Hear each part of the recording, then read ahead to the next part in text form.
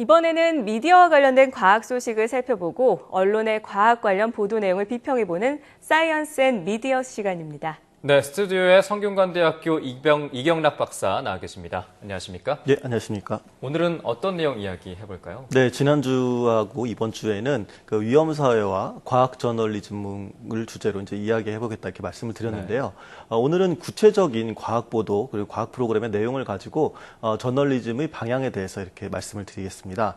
먼저 지난주에 과학기술의 발달로 인해 과거에는 상상도 못한 거대하고 그런 광범위하고 치명적인 위험이 나타난다. 이런 위험사회론을 이야기하면서 원자력 발전을 제가 예를 들기도 했었는데요. 네. 최근 원전과 관련해서 조금 의미 있었던 그런 프로그램이 있었습니다.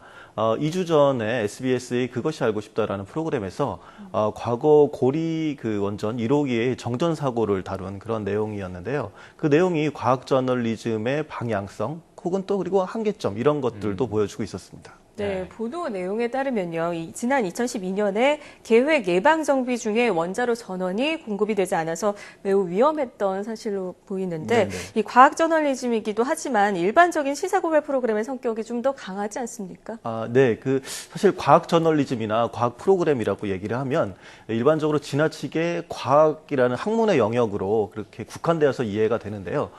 특정 현상에서 과학 기술에 대한 이해가 그 필수적인 분야. 또는 그 첨단 분야로서 상세한 좀 과학적 설명이 필요한 그런 분야 이런 것들 모두가 과학 저널리즘의 영역이다 이렇게 좀 볼 수 있습니다. 네. 다만 보통의 고발성 짙은 저널리즘이 그 사회적 영향력이나 뭐 문제점, 뭐 부패 뭐 이런 것들에 초점을 맞춘다면 과학 저널리즘은 그 외에도 사건을 이해할 수 있는 과학적 원리 이런 것에 조금 더 집중을 해서 소개한다고 볼 수 있습니다. 그리고 때로는 그 과학적 원리를 통해서 사건에 대한 본질을 제시하기도 합니다. 그것이 알고 싶다를 통해서 밝혀진 내용을 간략하게 이제 좀 말씀을 드리면, 방금 지적하신 것처럼 정기적인 예방 점검을 이제 원전에서 하거든요, 안전을 위해서. 그런데 작업자의 실수로 10여 분간의 그 원자로의 전원이 공급이 되지 않았습니다. 비상전력까지도 공급이 되지 않았는데, 이것이 위험했던 이유는 정전이 되면 그 원자로가 냉각이 되지 않기 때문인데요. 자칫하면 후쿠시마 원전 사태처럼 그 원자로가 녹아내릴 수 있는 아주 그 위험한 사건이었습니다. 네네. 네, 다행히 이제 큰 사고로 이어지지 않아서 정말 다행이라는 생각이 들었는데 이제 프로그램을 예를 들었을 때 어떻게 과학 저널리즘이 이렇게 좀 가능할 수 있다고 보십니까?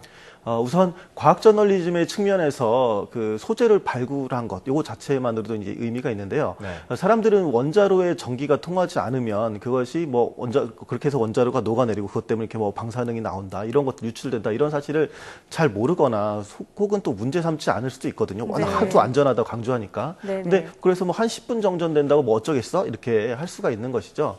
게다가 또 우리나라 같은 경우에는 우리나라 언론이 이 원자력 발전이 국가적으로 이제 주요한 수출 산업으로 장려되기 시작하면서부터 원자력 발전을 비판하거나 그 위험성을 다루지 않는 그런 것들을 좀 성향을 보였거든요. 그래서 UAE에 수출한 그 원전의 경우도 마찬가지인데 마치 그 원자력 발전을 비판이라도 하면 그것도 그리고 또 위험성을 경고라도 하면 마치 그 반대를 위한 반대를 한다. 혹은 국가 정책에 반하는 것이다. 그런 입장이다라고 이제 오인되는 경향들이 있었습니다. 이런 좀 그런 맥락에서 봤을 때 원자력 발전의 위험성을 이야기한다거나 혹은 실제 벌어진 감춰진 사고에 대해서 비판적으로 다루는 것 그 자체로도 의미가 있다. 이렇게 볼 수가 있겠습니다. 네. 그런데 이번에 방송된 고리 원전 관련 내용과 관련해서 좀 일종의 한계가 있었다라고 지적을 하셨는데 어떤 측면에서 그렇게 보십니까? 우선은 그 정전이 되어서 원자로의 냉각이 이렇게 멈췄던 그 10분의 변화에 대해서 과학적 검증이나 전문가의 조언이 좀 부족했다는 점이 그렇습니다. 프로그램에서는 정전의 위험성을 강조하면서 뭐 일본 후쿠시마 원전의 전 기술자의 말을 좀 인용을 하거나 또 전문가의 판단을 인터뷰로 이렇게 위험했다 뭐 이렇게 제시를 했는데요.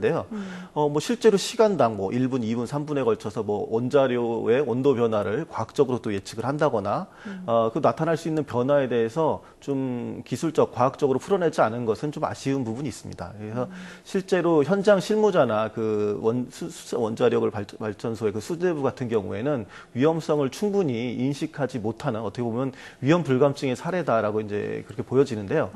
이것이 얼마나 위험한 것인가에 대한 실증적 논의가 좀 부족하고 더 필요해 보였습니다. 네, 물론 뭐 원자로 냉각이 좀 잘 안 됐다는 것 자체가 뭐 모든 사람들이 이제 위험하다라는 거는 알고 있지만 그래도 좀 더 과학 저널리즘 입장에서 네. 좀 더 자세하게 네네. 좀 증명을 해봐야 된다 이렇게 말씀하시는 겁니까? 네, 그렇습니다. 그 과학 저널리즘이 일반적으로 그 알기 어려운 과학적 원리나 오류 등에서 그 문제점을 발견하는 것, 이거 매우 중요한 역할입니다. 네. 그래서 한편으로는 그 문제점을 증명하는 데 있어서도 좀 과학적인 방법을 이용해서 구체적인 데이터를 시청자들께 전달해 줄 필요가 있습니다. 네, 참고를 해야 될 것 같습니다. 자, 그럼 앞으로 과학 저널리즘에서 다뤄야 할 소재들 어떤 것들이 되어야 된다고 보십니까? 과학 저널리즘은 뚜렷하게 과학적 원리로 그렇게 설명될 수 있는 것 외에 논쟁적인 사안에 대해서도 그 다룰 필요가 있습니다. 그래서 예를 들어서 뭐 밀양에 세워지고 있는 송전탑 등의 그런 고압선로들이 우리나라에도 많지 않습니까? 네네. 그런 전자파 유해 가능성, 뭐 발암 물질 이런 것들, 그리고 또 항암제 효과에 대한 논란 이런 것들도 네. 어떻게 보면 중요한 주제가 될 수 있을 것 같습니다. 네. 뭐 이런 부분 정리해서 좀 말씀을 드리자면 그 과학 저널리즘 혹은 과학 프로그램이 단순하게 학문으로서 과학이나 뭐 기술에 대해서 뭐 기자니까 뭐 이렇게 저널리즘이니까 같이 중립적으로만 이렇게 소개할 것이 아니라 어떻게 되면 그 사회에 대한 문제 의식에서 출발해야 한다 이럴 필요가 있다라는 것이고요. 즉 과학 원리가 주요 설명 요인이 되는 그런 논쟁적인 분야를 좀 탐색해서 보도하되 그 과학적 검증 절차를 충분히 거쳐야 한다 이런 내용들을 좀 말씀드리고 싶습니다. 네, 네. 그러니까 우리나라 방송 프로그램에 좀 더 과학 저널리즘이 좀 투입이 된다면 좀 더 양질의 콘텐츠를 시청자들에게 제공할 수 있다 이렇게 보시는 거군요. 예, 그렇습니다. 네. 네, 2주 동안의 위험 사회와 과학 저널리즘에 대해서 성균관대학교 이경락 박사와 이야기 나눠봤습니다. 오늘 말씀 고맙습니다. 네, 고맙습니다.